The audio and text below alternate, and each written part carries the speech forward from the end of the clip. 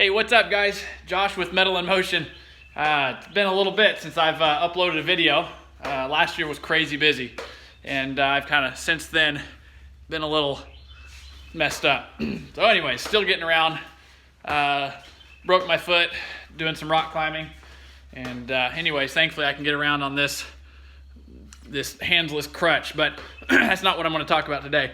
I want to show you guys this MTD Pro Zero Turn.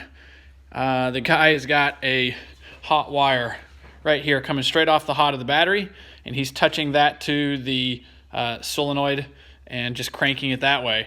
And I want to just see what's going on with the key switch. I want to just kind of, I started putting some juice to it. This is less than ideal. My battery charger bit the dust. So I've got this little battery bank that's just kind of clicking on and off, but it's enough that I can at least chase some voltage through it and see if we're getting any voltage like through the key switch. Obviously with a zero turn, you're going to have a safety switch on either arm. You're going to have a safety switch most likely on the emergency brake. And there may or may not be one for the seat. I don't think you have to be sitting in it to crank it. This is probably more when the blades are actually activated. I've not looked at a wiring diagram for this, so I'm just kind of guessing at this. So you guys are just going to follow along with me and just kind of watch how I would figure it out. Now, this is such an old unit. It's really hard to find the schematic for it, if there is even a schematic. So we'll see. But I'm going to just kind of probe through this with the knowledge that I have without a schematic, and let's see what we can find. All right, so what I'm doing is I've just got this battery bank hooked up. I've got my key switch right here, which is going to be tricky for you guys to see. So the key switch is here, and all I'm interested in is the battery voltage coming in and the solenoid post, which is going to be the orange and white wire right there on the top. So that one is going to go back most likely through several switches and then over to the solenoid. So I just want to see if we're getting voltage into the key switch, and if when we crank it, if voltage is coming out to that little wire. So I've got my, can't see it, it's out of frame a little bit. I've got my ground. Here's my black multimeter lead. It's going to the negative post of the battery. Here is my positive. I don't know if I can get you guys set up here. The meter's telling me it's turning off. Let's see if we can get you guys all in the same frame. All right, you can kind of see that there. Put the battery juice to it. All right, so I'm going to go to the battery in. All right, we got 13.86. I'm going to go to the solenoid out. I'm going to crank it. And we got 13 out. Okay, so we know we're getting through the key switch. So let's take this off here. Typically, I would go straight to the solenoid, and we can do that, I guess. I mean, that's the easiest point to do. You always want to pick the easiest spot and then work to the hardest. Now, it's not cranking, so I'm assuming I'm not getting any voltage to the solenoid. That's why I didn't even go there. I just wanted to go back more to the key switch. But we can see down inside, if I can get you guys in there or not. Right there, that little wire. This one here is the solenoid wire. I can put to that. Let me see if I can get you set up, and we'll just see if we're getting anything to it. I know we're not, because he's got that hot wire set up, and that hot wire is, you can touch that to the solenoid and it works. Sorry guys, hang in there.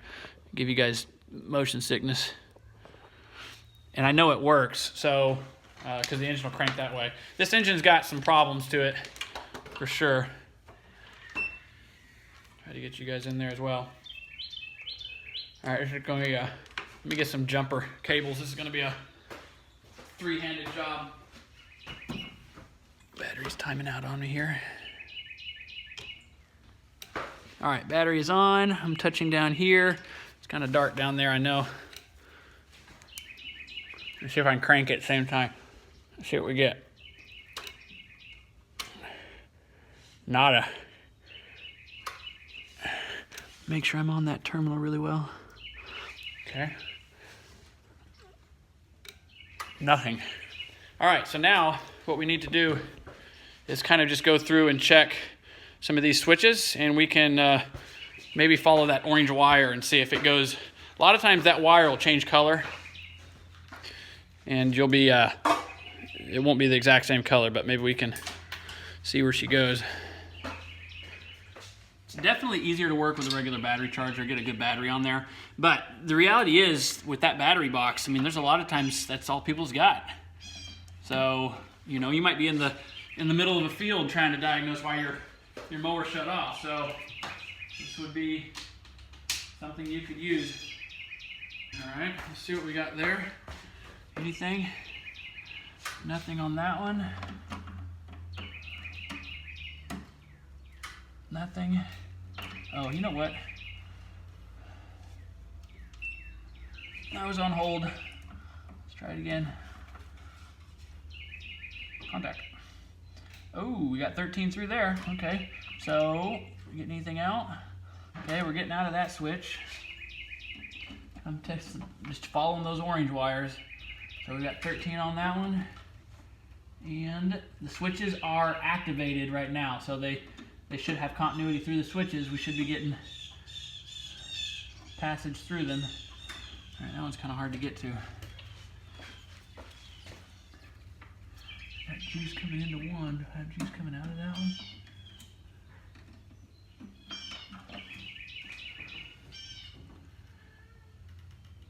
$11.4, $11.3. Okay, we're getting juice coming out of that one. All right, so now we've got a, right in the frame there, we've got this switch here, the emergency brake one. See if I can keep you in. That one's gonna be a little tricky getting to as well. Get our battery box turned back on. The thing about these, they time out after so many seconds. All right, see some orange wires on the bottom of that one. Just coming in, back probing them. And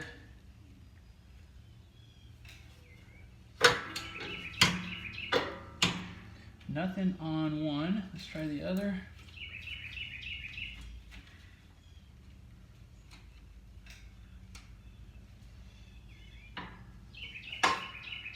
Make sure I'm in the right one. Not getting anything in this one, guys. Make sure I'm looking right here.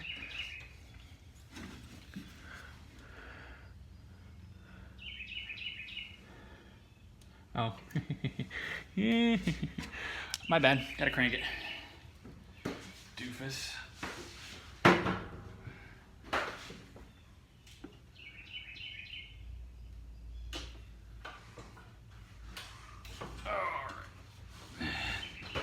Anything?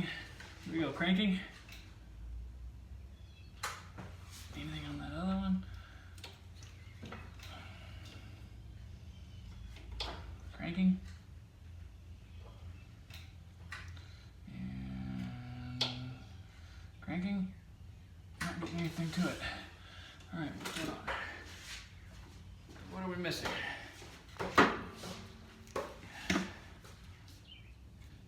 And this is, guys, this is assuming that the orange continues to this one. I mean, this thing could take a turn for color, and without a schematic, you're chasing your tail.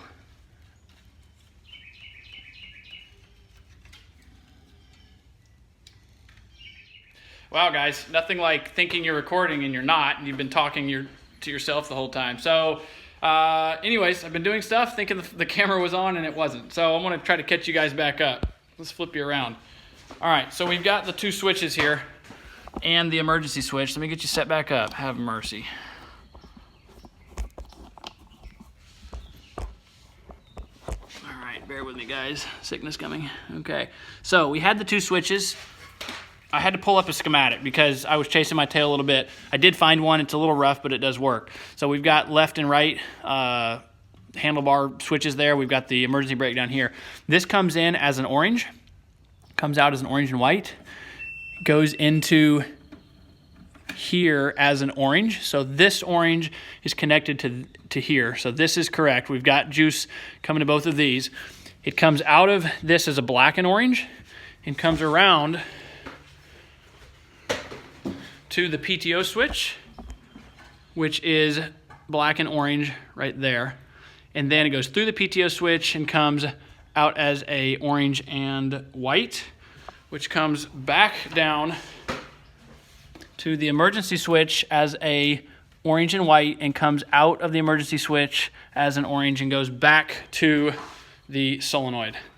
So we've got power coming to these. We didn't have any power coming to the emergency brake when we were cranking. So on the schematic, the PTO switch is in between the emergency brake and these switches here. So we tracked back up to the PTO switch. You gotta bear with me on this thing. A little slower than normal. We tracked back up here and we checked for voltage, which we can do again since you guys didn't get to see that. Let me set you up here. I came into the black, can you see that? I came into the black wire, and you don't want to touch this so hard or you splay the thing. You could back probe it. Let's just back probe it and play it safe. All right, when I crank, boom, I've got, my battery's getting low, but I've got 11.9 volts getting to the PTO switch. But when I plug the PTO switch up, I'm not getting any voltage coming out of the PTO switch. So what we did was we went to ohms, set it on continuity, and you guys will hear it. And we'll do, I'm gonna stick where that orange, man, come on. Everything gets to be such a tangled up mess. Trying to get you guys in the shot here. All right, you guys are gonna have to live with it. Okay, so where the orange and black wire came in from the switches, it should come out as an orange. So I just disconnected. I'm gonna put my red and black terminals across those. I should have continuity because the key switch is closed, not the key switch, the PTO switch is closed. Should be beeping right now that we have continuity. And I can open and close that PTO switch. I'm not getting anything. So what we did, that tells me right there it's the PTO switch. You've got voltage coming into the PTO switch. With the PTO switch off, it should be sending voltage straight through it, down to the emergency brake, and then from the emergency brake, if it's good, it would send it straight over to the solenoid. So the easy way to test that, we would want to make sure that there's nothing else wrong with the circuit, including like the emergency brake switch. So what we can do is take this out and substitute a wire, which I have conveniently lost somewhere here. Have mercy. There we go, right in front of my eyeballs. All right, so we are going to substitute this little, just got a couple flat spade crimped onto it. We're gonna plug it across the black and orange and the black and white. Now, this is simulating a good PTO switch. The easy way to do it would be to go back and just hook up we had the other emergency brake pigtail disconnected. I just hooked that up. Now the circuit should be complete. This thing should crank if the rest of the circuit is operating correctly. So these are back, and emergency brake's good. Here we go. And it's clicking. So that's it, guys. That confirms 100% that we've got a bad PTO switch. These things crap out a ton. So I don't know, they're just super cheap. But anyways, that's it, guys. That's kind of me fumbling through stuff, half without a schematic and half with a schematic. But anyways, hope that helps somebody, and let the customer know that he needs a PTO switch. We'll get it put in, and you can go from there. See you guys. I'm Josh with Metal in Motion. We'll catch you next time.